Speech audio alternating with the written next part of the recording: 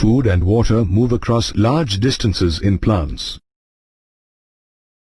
However, in plants, the movement of food and water also takes place across short distances. That is, within a cell or from one cell to another. This movement of food and water across short distances takes place either passively by diffusion or by active transport. In diffusion, the molecules move in a random manner, generally moving from a region of high concentration to lower concentration. Diffusion is a passive process. It requires no expenditure of energy.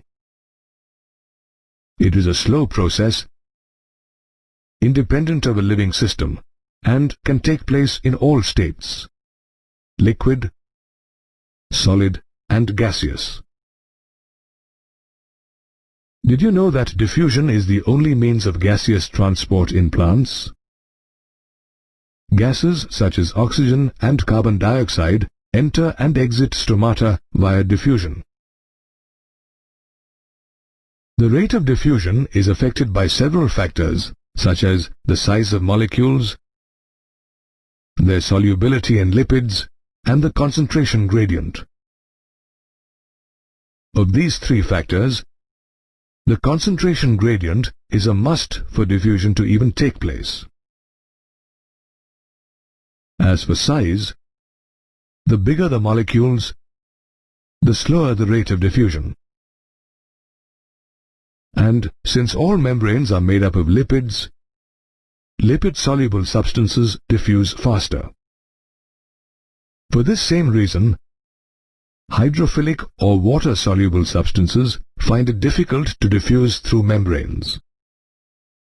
In addition to their existing concentration gradient, diffusion of such hydrophilic substances has to be facilitated by special proteins called transport proteins.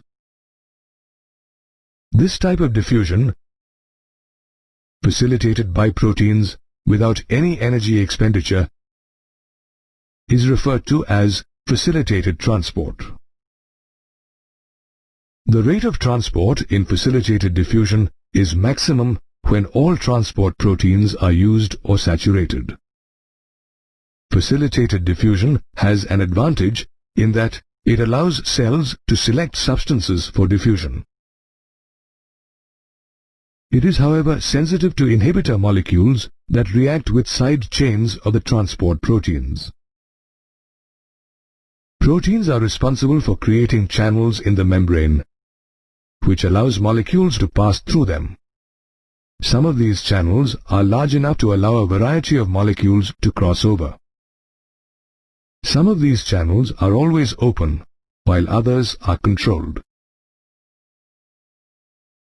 Some transport proteins, called porins, form pores in the outer membranes of cell organelles, such as plastids or mitochondria, to allow molecules of the size of small proteins to pass through.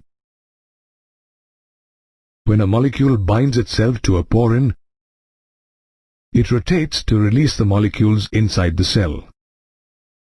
The water channels are made up of 8 different kinds of aquaporins. Some transport proteins allow diffusion if 2 different types of molecules are required to be transported. Based on direction, transport of molecules can be differentiated into 3 types: symport, antiport, and uniport. Both molecules cross the membrane in the same direction in a symport, while they move in opposite directions in an antiport. In uniport, as the name suggests, a single molecule diffuses across a membrane independent of other molecules. Unlike diffusion, active transport requires energy to move molecules against the concentration gradient. It is carried out by membrane proteins that use energy. These proteins, called pumps, can also transport substances from low concentration to high concentration, which is taken to uphill transport. Just like facilitated diffusion, the active transport rate is maximum when all protein transporters are being used or saturated. Also, these proteins are specific to the type of substances they carry across. They are sensitive to inhibitors that react with their protein side chains. Of all the means of transport discussed, both diffusion and facilitated diffusion always take place along a concentration gradient and without the expenditure of any energy, whereas only active transport uses energy. Plants need to be watered. However, have you ever wondered how seeds absorb water in the first place? Seeds absorb water by a special type of diffusion called imbibition, where solids absorb water, causing an increase in their volume. Imbibition is a special type of diffusion where, once again, water movement is along a concentration gradient. For any solid to imbibe a liquid, it must have an affinity for the liquid. Also, the water potential gradient between the absorbent,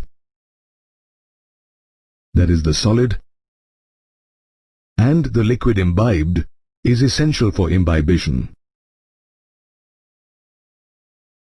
The water potential gradient comprises two main components, solute potential and pressure potential. To understand the concept of water potential, we must take into account that water molecules possess kinetic energy. They are in rapid and constant motion in both liquid and gaseous form. The greater the concentration of water, the greater its kinetic energy. As a result, it has greater water potential. Water potential is denoted by the Greek symbol psi. It is expressed in pressure units as Pascal or PA. The water potential of pure water at standard temperature and pressure is taken as 0. If a solute is dissolved in pure water, the solution has fewer free water molecules. This decreases its water concentration, resulting in decreased water potential. Therefore, we can easily conclude that pure water has the greatest possible water potential, whereas the water potential of all solutions is less than that of pure water. The magnitude of the lowering of water potential due to the addition of solutes is called solute potential. Solute potential is represented by the letter Cs, and it is always negative. Solute potential becomes increasingly negative with the addition of solutes. When two solutions come into contact, water molecules from the system with higher energy will move to the one with lower energy. That is, movement will take place from the solution with higher water potential to the one with lower water potential. For a solution at atmospheric pressure, its water potential is equal to its solute potential. But if pressure greater than atmospheric pressure is applied to pure water or a solution, it results in an increase in water potential. When water enters a plant cell due to diffusion, it builds up pressure against the cell wall, causing the cell to become turgid. This pressure that is applied by the protoplasm against the cell wall is called pressure potential. Pressure potential, which is denoted by Cp, is usually positive. However, negative pressure potential is critical to water transport up the stem via xylem cells. Hence, it can be stated that the water potential of a cell is a combination of its solute potential and pressure potential. A plant cell is bounded by a cell wall and a cell membrane. It also contains a large central vacuole. This vacuole contains a vacuolar sap that contributes to the solute potential of the plant cell. While the cell wall is freely permeable to water and other substances, allowing them free movement, the cell membrane, on the other hand, is a semi-permeable membrane. The cell membrane, together with the vacuolar membrane, which is also called tonoplast, determines the movement of molecules in and out of the plant cell.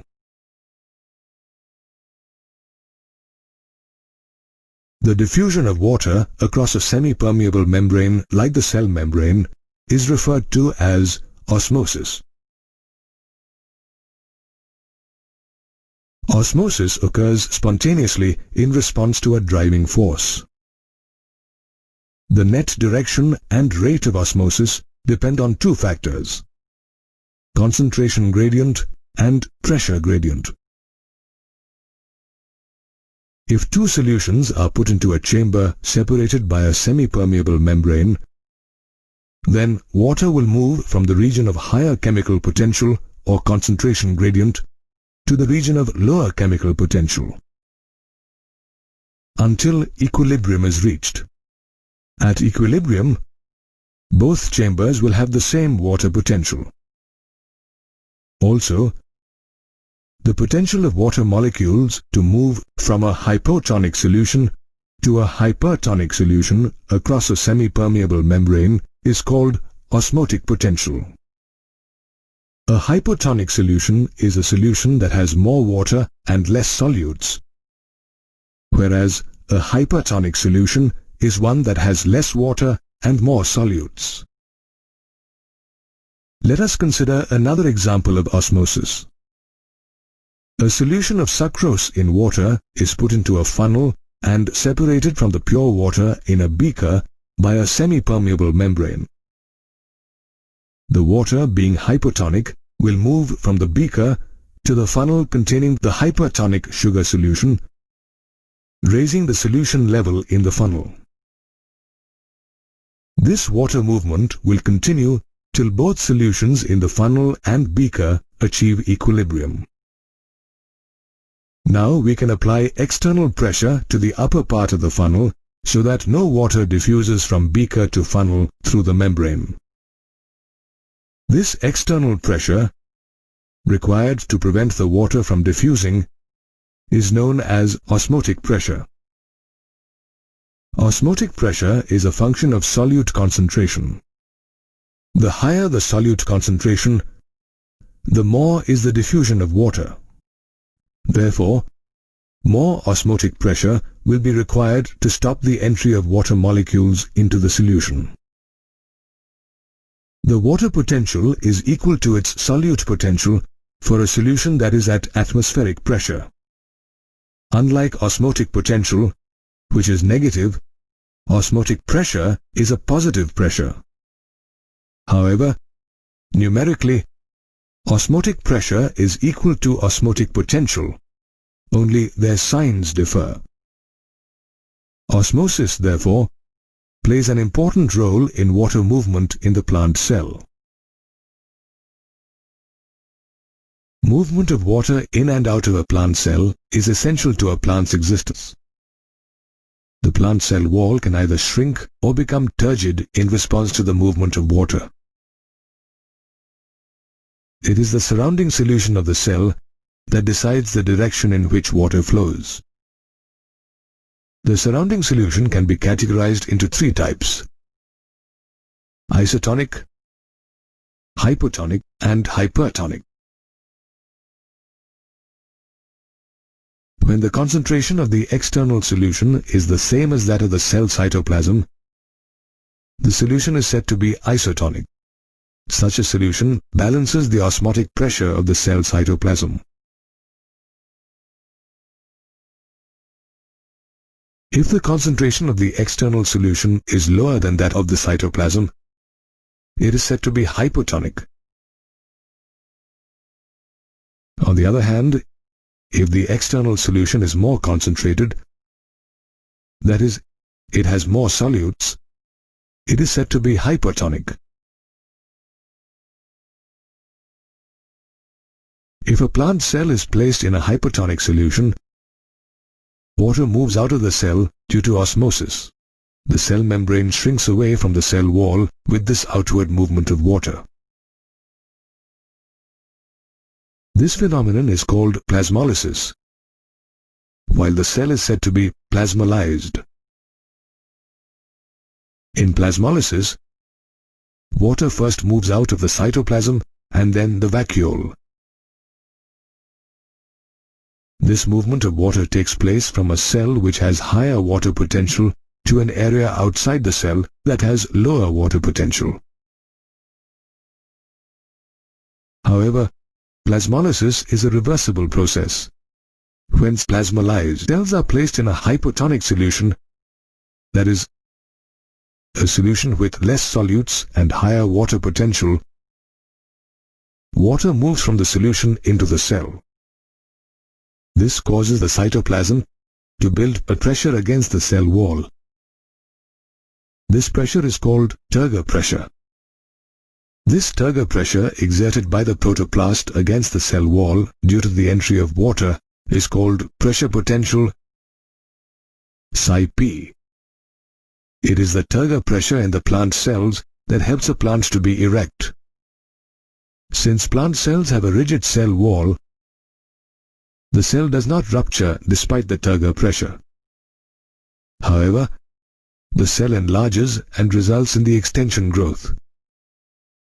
Now, if this plasmolyzed cell is placed in an isotonic solution instead of a hypertonic or hypotonic solution, there is no net flow of water from either inside or outside the cell. When the flow of water from and into the cell is in equilibrium, the cell is said to be in a flaccid state. Flaccid cells are found in a wilted plant that has not been watered for a long time. Therefore, it can be said that the surrounding external solution decides the behavior of the cell. Have you ever wondered what happens when we put a twig of white flowers in colored water? The white flowers gradually begin to color. After some time, examine the cut end of the twig. You will spot the colored region through which water was transported inside the twig. This colored region belongs to xylem cells in vascular bundles through which water is transported in plants. Substances often need to be transported across both short and long distances inside plants. Sometimes the site of production of food or absorption of water may be quite far from the plant's storage organs. In such cases, means of transport such as diffusion and cytoplasmic streaming, supplemented by active transport, do not suffice. They can only account for short-distance movements in plants. Moreover, diffusion is a painfully slow process which might take years to transport substances over a distance of 1 meter in plant. Therefore, a special long-distance transport system called a mass or bulk flow system exists in plants to transport water, minerals and food. This system transfers minerals and food at a faster rate than diffusion. As the name suggests, the mass flow system is a process that moves substances in bulk. It arises out of a pressure difference between 2 points.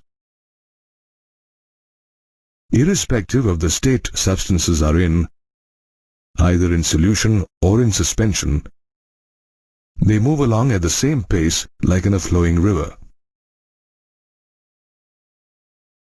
Bulk flow is achieved through either a positive hydrostatic gradient like that caused by a garden hose, or through negative hydrostatic pressure, which can, for example, be caused by suction through a straw. This bulk flow system conducted through the plant's vascular tissues, xylem and phloem, is referred to as translocation. Xylem transports water, minerals and hormones upwards from the plant's roots, while phloem transfers organic or inorganic solutes from the leaves to other parts of the plant. To conclude, the bulk flow system differs from diffusion in 3 ways. First, it transports substances across long distances in plants, unlike diffusion. Second, unlike diffusion in which substances move independently, the bulk flow system moves all substances at the same pace. Third, diffusion depends on a concentration gradient, while the bulk flow system is achieved through a positive or negative hydrostatic gradient.